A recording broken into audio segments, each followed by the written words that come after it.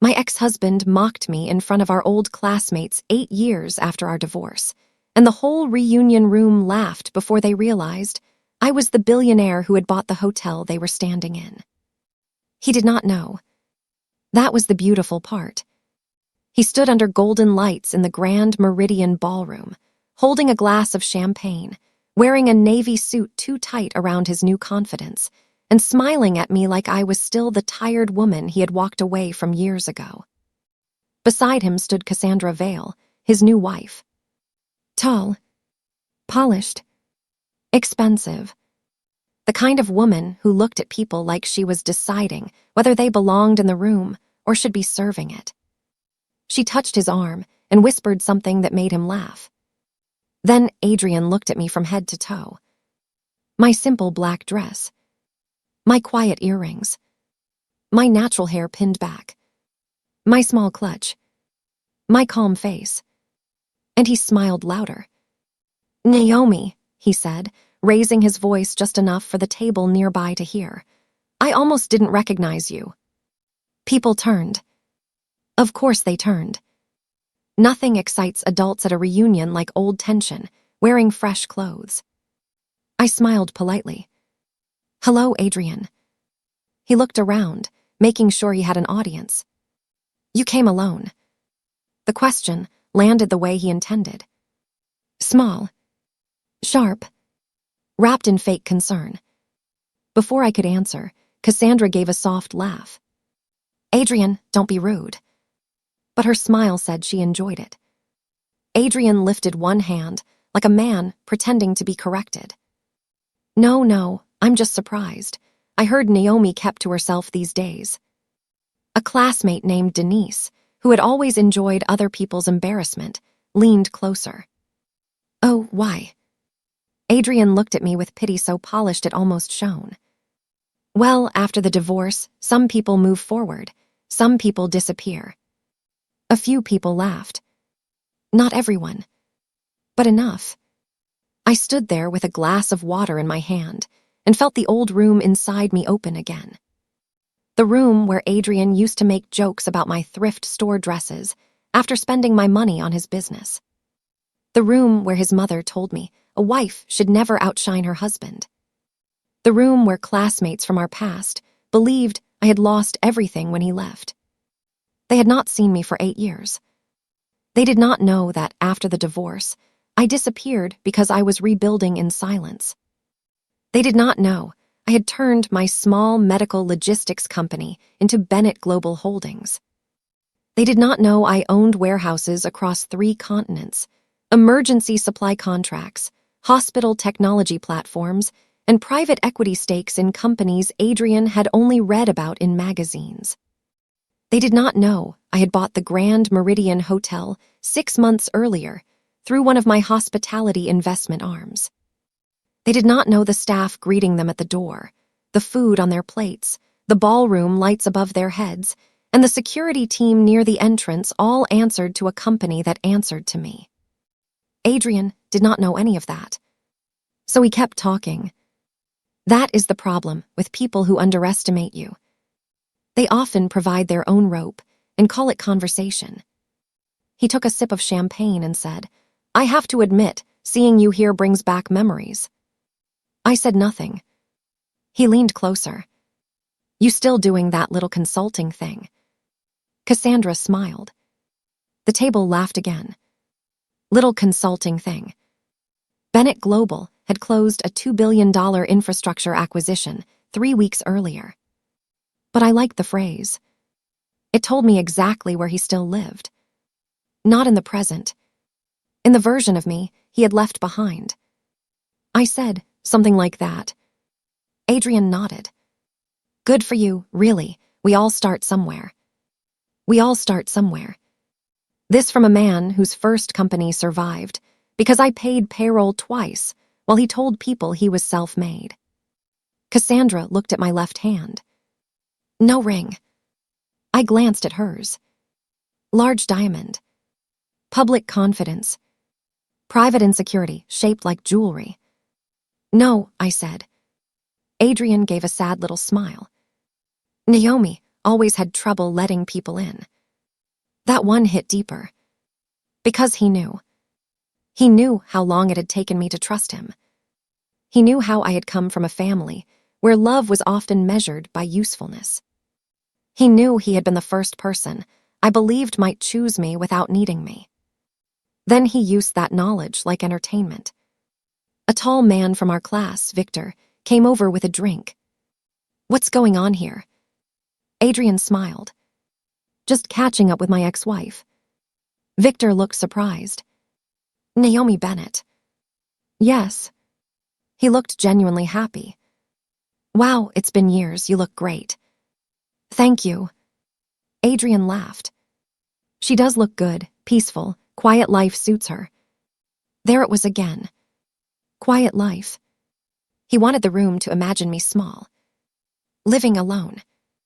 Maybe working some modest job. Maybe still heartbroken. Maybe still carrying the divorce like a suitcase I never learned to put down. I took a breath. I could have corrected him there. I could have told him who I was. I could have asked if he enjoyed mocking me inside a building I owned. But sometimes the best reveal is not the one you rush. Sometimes you let arrogance finish its speech. The reunion coordinator, a cheerful woman named Helen, tapped the microphone near the stage. "Everyone, please take your seats. Dinner will begin shortly, and we have a few special acknowledgments tonight." People started moving toward tables. Adrian gestured toward the seat beside him. "Naomi, you can sit with us if you want. No need to be awkward." Cassandra's smile tightened. I smiled back. "That's kind, but I have a seat." Adrian looked amused. "Oh, with who?" Before I could answer, the hotel's general manager, Mr. Alvarez, walked across the ballroom in a dark suit and stopped beside me.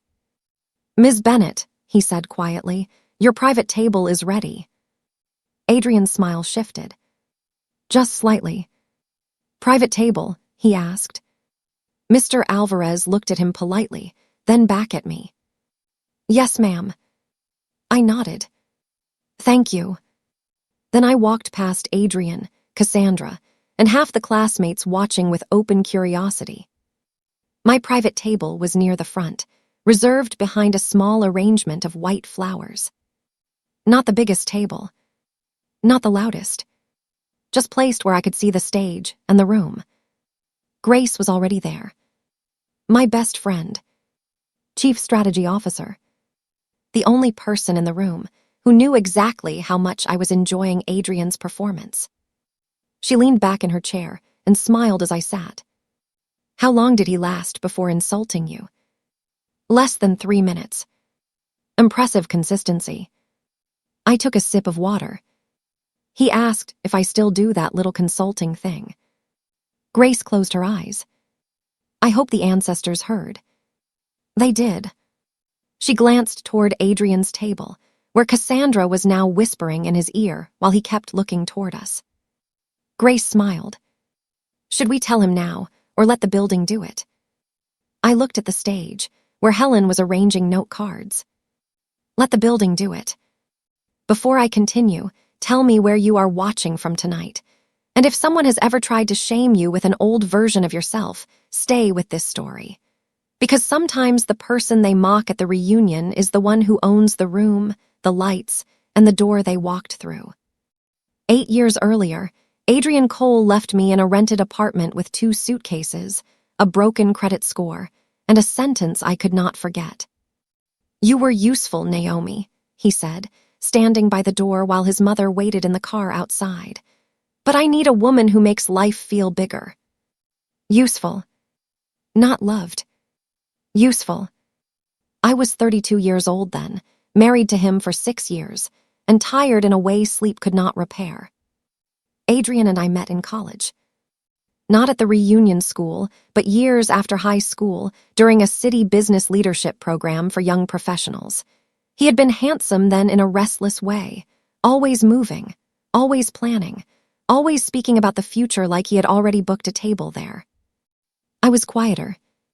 I had grown up in a small home where money stretched thin and praise came only after performance. My father believed daughters should be responsible and sons should be encouraged. My brother Marcus received chances. I received expectations. So when Adrian looked at me like I was brilliant, I believed I had finally found someone who saw me. He said he loved my mind. He said I understood systems better than anyone he had met. He said I made chaos feel solvable. At first, those words felt like affection. Later, I realized they were also a job description. When Adrian started his first healthcare supply company, I helped because I loved him. I reviewed his vendor lists, built spreadsheets, designed delivery workflows, called clinics, wrote proposals, paid bills when cash flow tightened, corrected contracts he barely read. He told people, "Naomi keeps me grounded." Grounded sounded sweet until I realized he was the one flying while I was expected to remain under his feet. His mother, Patricia, never liked me fully. She liked that I worked hard, liked that I made Adrian look stable, liked that I did not embarrass the family. But she did not like that I knew more than her son about the business he claimed to lead. "Men need respect," she told me one Sunday after dinner. "I respect him." She smiled. Respect is sometimes knowing when not to correct. I looked at her. Even when he is wrong, especially in public. That was the house rule. Adrian could be wrong privately. I had to protect him publicly. The marriage began to crack when my work started growing faster than his.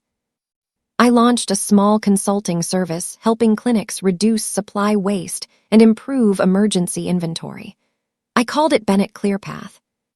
At first, Adrian encouraged me. Then clients started calling me directly.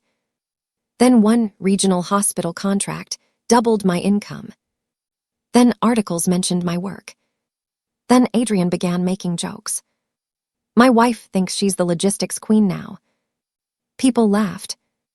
I laughed too, because that is what women often do the first time humiliation comes dressed as humor. Then he complained I worked too much. Then he said my ambition made the house feel cold. Then he said I was not soft anymore. Soft, in Adrian's mouth, meant available for his needs and quiet about mine. When his company began failing, I helped again. Of course. I loaned money. Unpaid. I connected him to clients. I stayed up late fixing proposals. I made introductions he later called his network. But my help only made him resent me more. Some men hate the hand that saves them because it proves they needed saving. Then Cassandra appeared. Not the same Cassandra Vale from the reunion. Yes, the same one. She had been a private wealth consultant then, not yet Adrian's wife. She came into his circle through an investor friend. She was polished, wealthy, and skilled at telling ambitious men that they were misunderstood geniuses. Adrian loved that. She told him he needed a higher energy partner. She told him his brand needed expansion. She told him some women were built for support, but not for the life of a visionary. I heard that sentence from Adrian during our last fight. I asked, "Did Cassandra teach you that?" He did not answer. 2 months later, he filed for divorce. He told friends we had grown apart. He told family I was too focused on work. He told Patricia I had become cold and controlling. He told our old classmates, apparently, that I had disappeared after the divorce because I could not handle his success. The truth was uglier and simpler. He left because he wanted a woman who admired his image without remembering his dependence. He wanted Cassandra's glow, her access, her rich friends, her polished confidence. He wanted to stand beside someone who made him feel like he had never been desperate in my kitchen at midnight, crying because payroll was due. The divorce nearly broke me. Not because I lost him only, because I lost the version of myself who had believed sacrifice would make love safer. The financial part was painful, but manageable because Grace and Vivian Hart, my attorney, had forced me to keep documentation. Vivian had entered my life after Grace saw me lending Adrian money without proper records. "Naomi," Grace said then, "love can be generous, paper should be exact." Vivian drafted notes, contribution agreements, repayment terms, and business separation documents long before I understood why they mattered. So when Adrian tried to claim I had only been helping as a wife, Vivian made sure the court saw paper where he preferred memory. I did not become rich from the divorce. I became free enough to stop bleeding. After it ended, I disappeared. That part was true, but not because I was ashamed. Because I was building.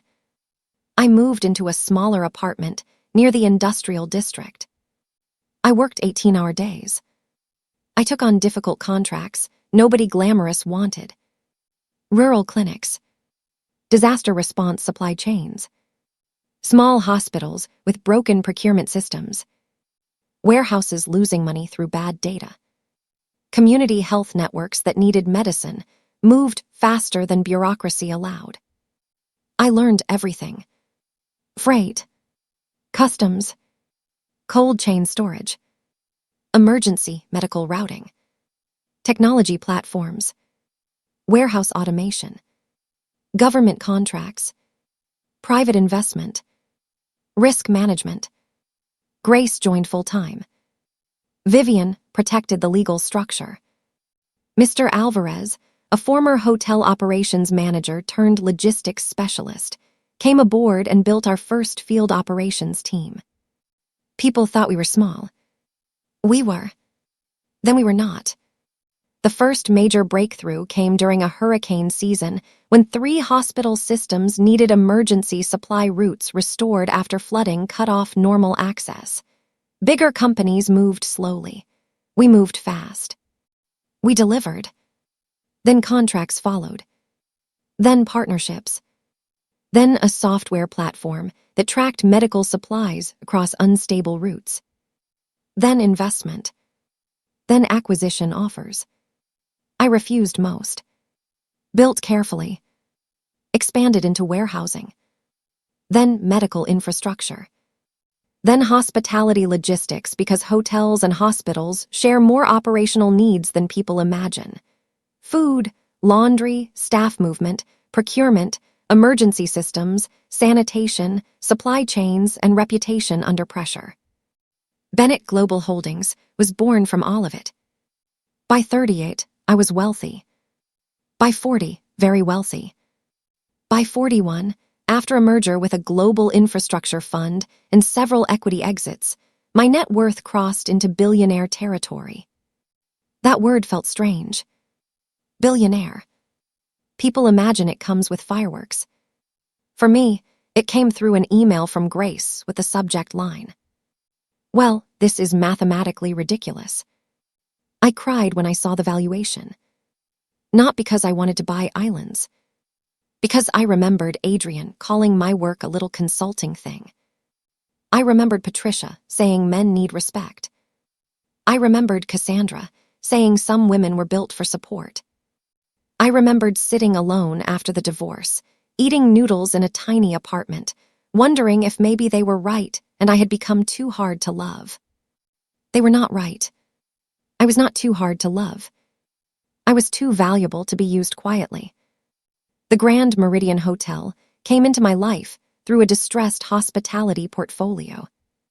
It was old, elegant, and badly managed.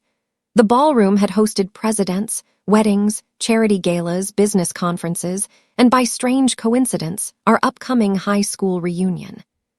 When my team proposed acquiring the property, I almost rejected it. Too sentimental. Too public. Too connected to old social circles.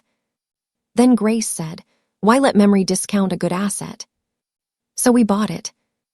Renovated quietly. Improved staff pay. Upgraded systems. Restored the ballroom. Kept the name because some names carry history, even when management fails them.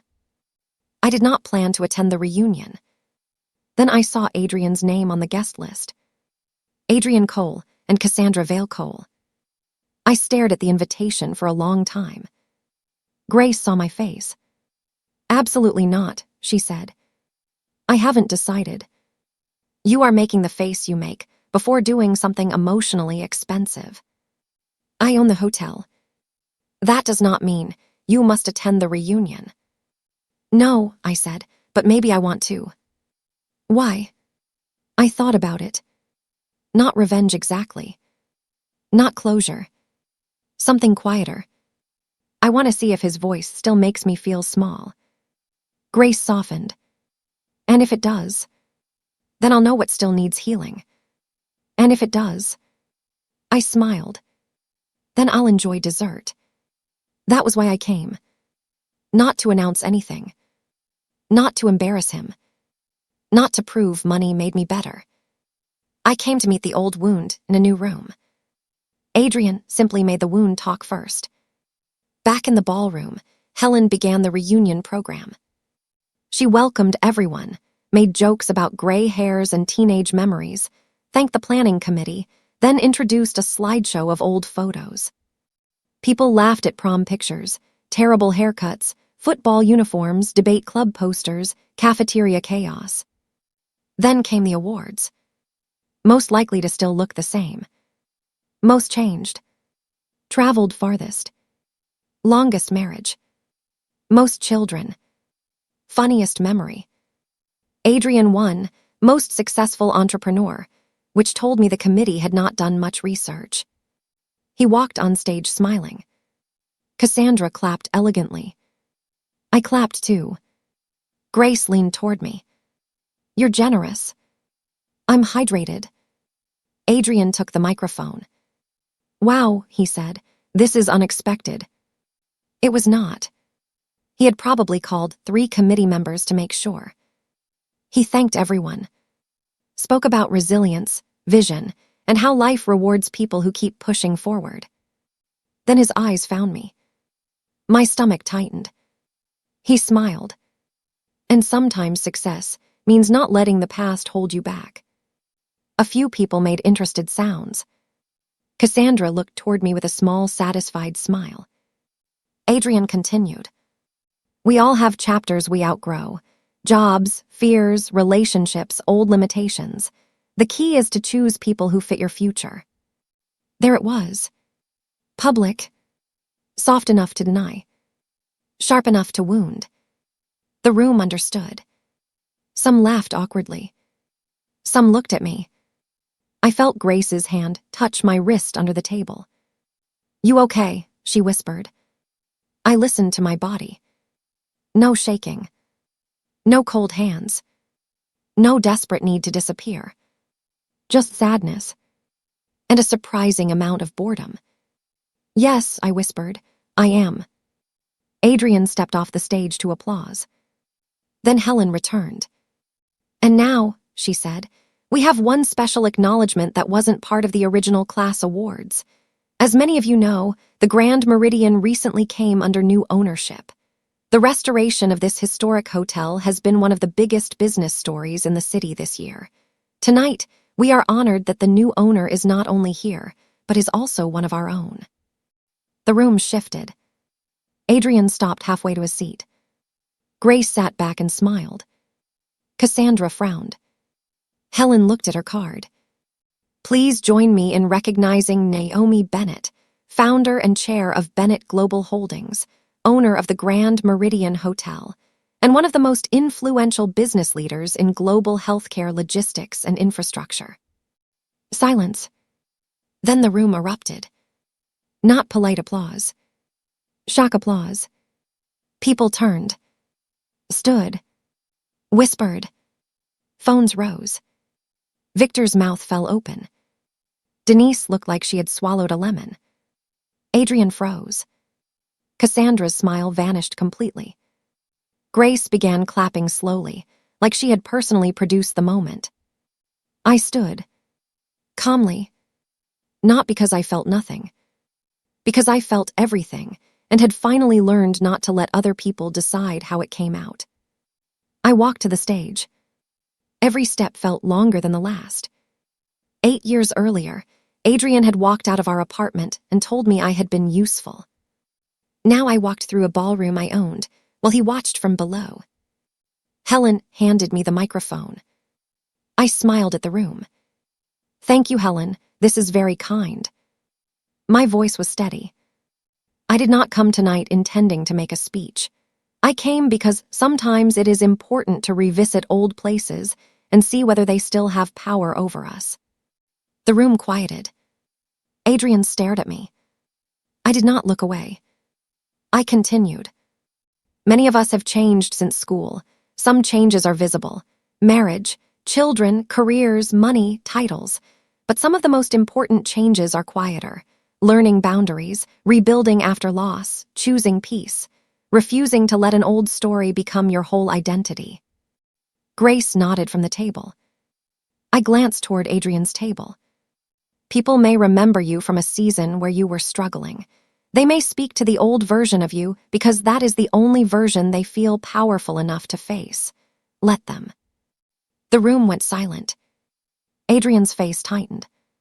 Cassandra looked down. I continued. "You do not have to correct every insult immediately. Sometimes the life you build becomes the answer." A few people clapped softly. Then more. I smiled. "As for the Grand Meridian, my company is proud to restore this hotel with respect for the staff, the city, and the history of every person who has passed through these doors. I hope you enjoy the evening." I handed the microphone back. No bragging. No listing my net worth. No direct attack. No dramatic reveal of his cruelty. I did not need it. The building had spoken. When I returned to my table, Grace whispered, "Elegant violence." I laughed softly. "Thank you." Adrian did not approach me immediately. He sat beside Cassandra, whispering intensely. She looked furious. Not because he mocked me. Because he had mocked someone powerful. That is an important difference. People like Cassandra rarely regret cruelty. They regret miscalculation. Dinner resumed, but the room had changed. Classmates came to greet me. Some genuinely. Some opportunistically. Victor apologized for laughing earlier. "I didn't know," he said. I smiled. "You didn't need to know. My net worth to know it was unkind." His face turned red. "You're right, I'm sorry." That apology mattered because it was simple. No excuse. No confusion. Just sorry. Denise came too. She said, "Naomi, wow, you should have told us." I looked at her. "Why?" She blinked. "Well, because people would have treated me differently." She smiled awkwardly. "No, I mean." "Yes," I said gently, "that is what you mean." She left quickly. Grace raised her glass of sparkling water. To clarity, I said. Then Adrian finally came. Alone. No Cassandra. His face had lost the easy confidence from earlier. "Naomi," he said. "Adrian, can we talk? We are talking. Privately." "No." He glanced at Grace. Grace smiled like a locked gate. He lowered his voice. "I didn't know." I noticed. His jaw tightened. "I mean about all this. Bennett Global, the hotel." "Yes." "You could have said something." I looked at him. "When? Before or after you called my life quiet?" His face flushed. "I was joking."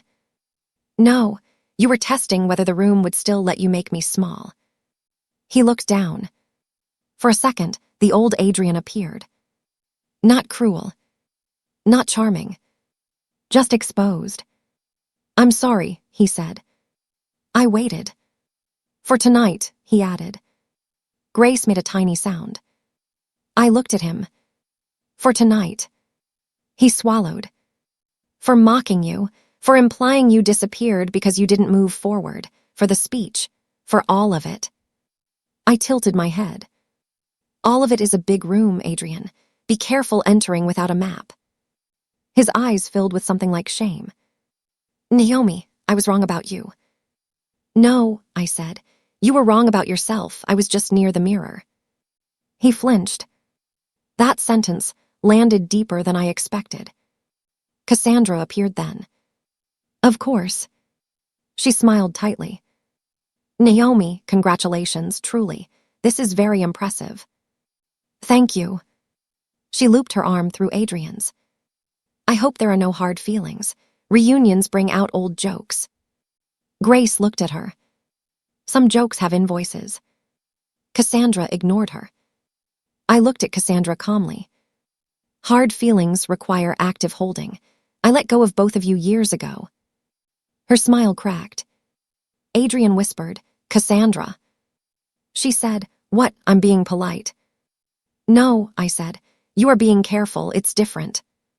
Cassandra's eyes sharpened. For one moment, I saw the same woman from 8 years ago. The woman who looked at me like I was support furniture in Adrian's future. But now the room knew better. She knew it too. She pulled Adrian away. Grace watched them leave. Think they'll make it home peacefully? No. Good. After dinner, the reunion moved into dancing and mingling. I stepped onto the balcony for air. The city lights stretched below the hotel windows. Cars moved like tiny sparks through the streets. The night felt warm. I heard the door open behind me. Not Adrian. Brianna. My younger sister. She had not attended the reunion because she went to another school, but she had come to meet me afterward and had apparently arrived early enough to hear the last part of the drama. She stepped beside me. So, she said, you own the hotel and didn't tell the family group chat. I laughed. I left that group years ago. Fair. She looked at me. Are you okay? Yes. Really? I thought about it. Yes, it didn't hurt the way I thought it might. Brianna smiled. That's how you know. She had witnessed much of my rebuilding from closer range than anyone in my family. Unlike my parents, she had apologized for believing Adrian's version early after the divorce. Unlike Marcus, she had never asked for money as proof of love. She had become safe. That mattered. She looked through the glass at Adrian and Cassandra arguing near the far side of the ballroom. He looks miserable. He wanted a woman who fit his future. Maybe the future has a return policy. I laughed. Brianna smiled, then grew serious. Mom heard. I sighed. Of course. How? Cousin Denise posted a video of your speech. Someone tagged Mom. And? She cried. From pride or panic? Both, probably. I nodded. My parents had changed over the years, slowly, after watching me build a life outside their approval. But old patterns do not disappear just because money changes direction. My mother loved bragging about me now. That was not always healing. Sometimes praise arriving after public success feels like another form of being used. Brianna touched my arm. She said she wished she had defended you more when Adrian left. I looked at the city. She should have. I know. My parents had believed Adrian's story at first. That I was difficult. Too career-focused. Cold. Unable to keep a home warm. My father said, marriage takes softness, Naomi. My mother said, maybe you corrected him too much. Marcus said, men like Adrian don't leave for no reason. I stopped visiting for almost a year after that. Then they began learning. Not because they suddenly became wise. Because my absence became expensive emotionally, and my success made their old judgment embarrassing. We rebuilt carefully. With boundaries. I no longer paid for Marcus's failures. No longer hosted every holiday. No longer explained every decision. No longer measured myself by whether they understood me. That was the real wealth. Not the billions. The freedom from waiting at the window of their approval. Back in the ballroom, Helen announced a final toast. I stayed near the balcony doors. Adrian stood with Cassandra, but he kept looking toward me. Not with love. Not exactly regret. More like a man watching a house he sold become a palace. That was not my problem. As the evening ended, Mr. Alvarez approached me quietly. "Ms. Bennett, your car is ready whenever you are." "Thank you." Adrian overheard. He stepped closer. "Naomi." I turned. Yes. He looked like he had swallowed several speeches, and none had survived. "I owe you more than an apology for tonight." I waited. He glanced at Cassandra, who stood a few feet away with her arms crossed. Then he said, "For leaving the way I did, for telling people you were cold, for letting them believe you disappeared because you were broken, for calling you useful when you were the one holding everything together, for taking your help and resenting you for it." The ballroom noise softened behind us. This apology was different. Not perfect, but specific. I looked at him for a long moment. "Thank you for saying that." His eyes searched mine. "Do you forgive me?" Old Adrian, still hopping one emotional question, could open a door. "I no longer need you to be punished," I said. "That is the forgiveness I have." His face fell slightly. "That sounds distant." "It is." He nodded. "I deserve that." "Yes." Cassandra stepped forward, annoyed. "Adrian, our driver is waiting." I almost smiled. Our driver. Still performing. He looked at her, then at me. "Good night, Naomi." "Good night." He left with her. Grace appeared beside me. "Look at you, billionaire, hotel owner, destroyer of mediocre men with complete sentences." I laughed. "Please put that on my business card." I already ordered them. We walked out through the lobby. Hotel staff nodded respectfully, but not dramatically. I liked that. Real respect does not need to become theater. Outside, the city air smelled like rain and warm pavement. My car waited. Before I got in, I looked back at the Grand Meridian. The glowing entrance. The tall windows. The old stone. The place where Adrian had tried to introduce me as a failure and accidentally walked into my answer. I did not feel victorious exactly. I felt complete. There is a difference. Victory still looks back to see who watched. Completeness keeps walking. The next morning, the reunion clips spread online among old classmates. Not viral to the whole world. Just enough to make the old circle buzz. Some messages came. People congratulating me. People pretending we had always been close. People saying they knew I would do big things. People asking for coffee. Business advice. Introductions. Investment. I ignored most. One message from Victor stood out. "I've been thinking about what you said.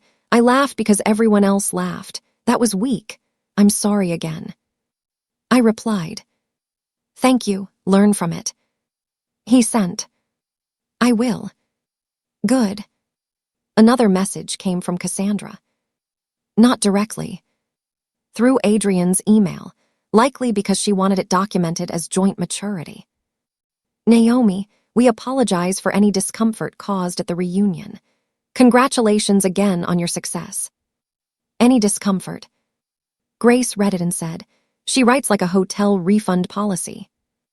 No response. My mother called that afternoon. I answered. "Naomi," she said, voice thick, "I saw the video." I figured. "I am proud of you." I closed my eyes. "Thank you." She hesitated. "I am also sorry." I waited. "For what specifically?" She inhaled shakily. "For believing Adrian when he said you were too hard. For telling you marriage needed softness when what you needed was defense. For praising you more publicly after you became successful than privately when you were hurting. For making you feel like achievement was the only language we understood." That last one reached deep. I sat down slowly. Thank you, Mom. I'm learning. I know. Can I ask something? I tensed. She noticed. Not money, not favors. Okay. Were you scared last night? I thought about it. At first. And then. Then I realized he was speaking to a woman who no longer existed. My mother cried softly. I wish I had helped her more. Me too. That was honest. Painful. But honest. Later that week, I visited Grandma Ruth's grave. She had died before my biggest success, but not before teaching me how to stand. I brought yellow flowers. I stood there in the quiet cemetery and told her everything. The reunion. Adrian. The hotel. The speech. The apology. The fact that I had eaten dessert and actually enjoyed it. I could almost hear her laugh. Then I whispered, I am not useful anymore, Grandma. Wind moved through the trees. I corrected myself. No, I am useful, but I am also loved by myself first. That was the lesson. I used to think the opposite of being used was being unnecessary. It is not. The opposite of being used is being valued with consent. I still help people. I still build systems. I still solve problems. I still carry responsibility. But now I choose where my labor goes. I choose who receives my softness. I choose which rooms deserve my presence. And I do not confuse someone needing me with someone seeing me. Bennett Global continued growing. The Grand Meridian became one of our flagship hospitality properties, not because it made the most money, but because it represented something personal. We created leadership programs there for women rebuilding after divorce, betrayal, business erasure, and family shame. The first program was called the New Room Initiative ****. Women came from across the country. Some had been left after helping husbands build companies. Some had been mocked at family events.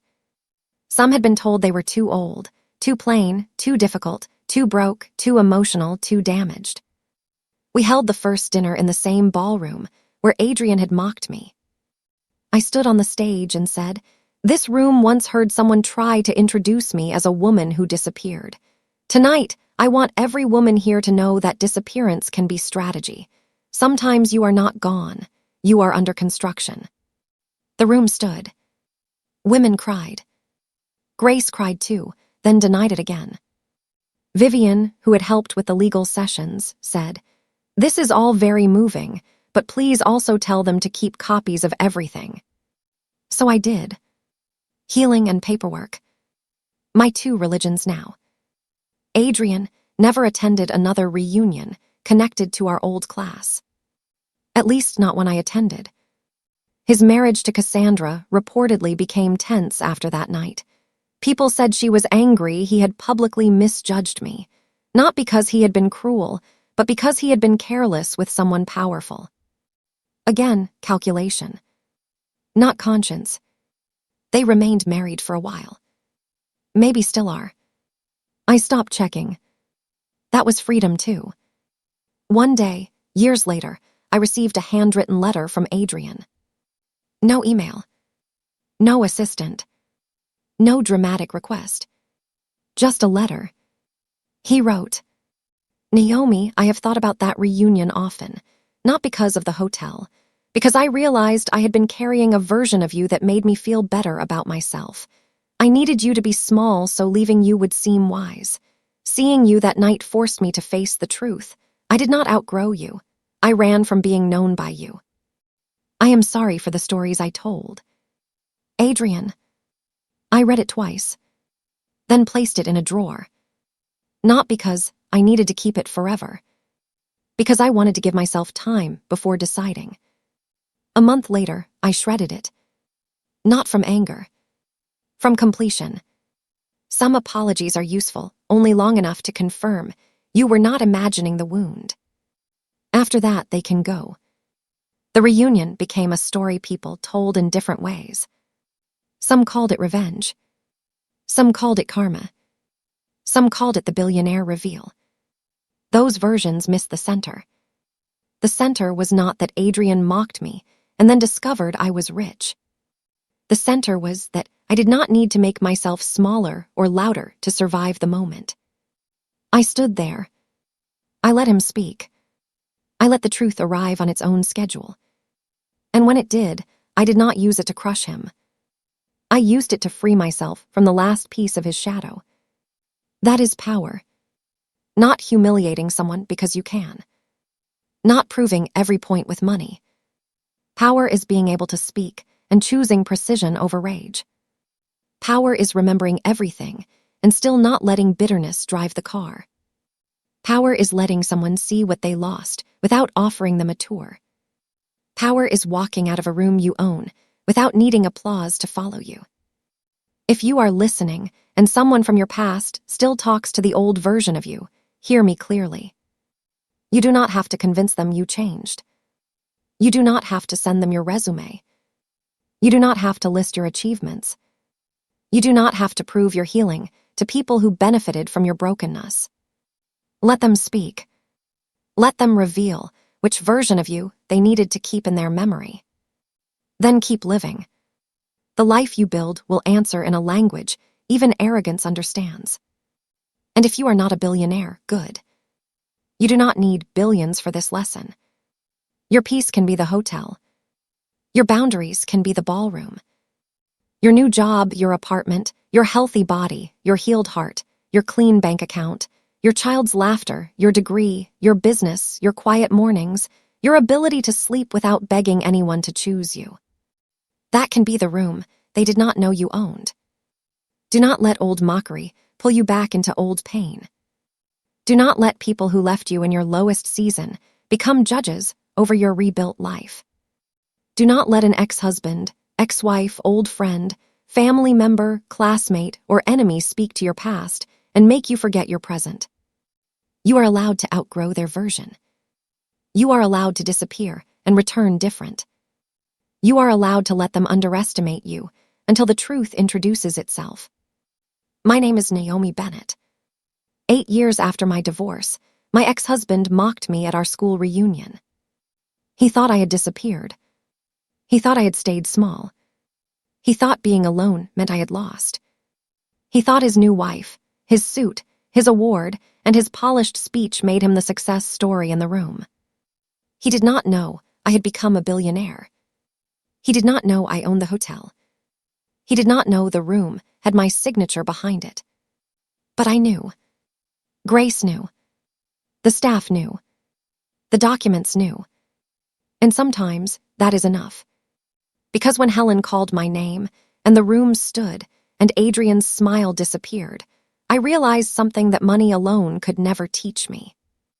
I had not come back to show him who I became. I had come back to prove to myself that who I became no longer needed him to see it.